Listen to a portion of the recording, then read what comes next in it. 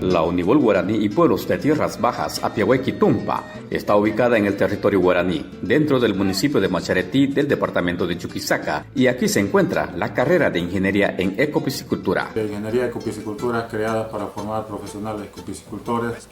Si bien la carrera es una carrera nueva, novedosa para los pueblos indígenas, que gracias a ellos ha sido el esfuerzo de cada uno de ellos, y ahora hay profesionales.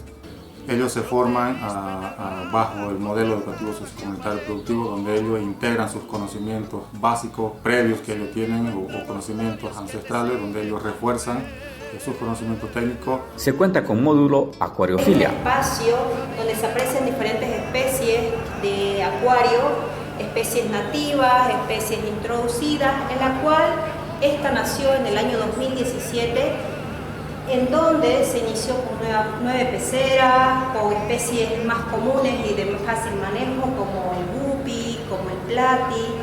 También con módulo museo ictícola. Tenemos especies de la cuenca del Amazonas, tenemos especies de la cuenca del Plata, y también tenemos especies de la lacustre.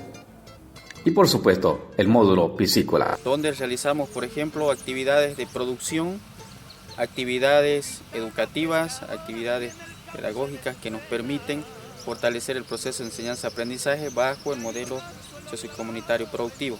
Tenemos estanques de producción, tenemos un sistema de RAS, es decir, un sistema de recirculación de agua, donde nos permite producir carne de pescado en menores cantidades de agua. La formación académica se complementan a través de las actividades de prácticas preprofesionales, tecnología, capacitación, idioma, cultura, deportes. Por eso, te invitamos a ser parte de esta experiencia en educación superior, sabiduría y cultura.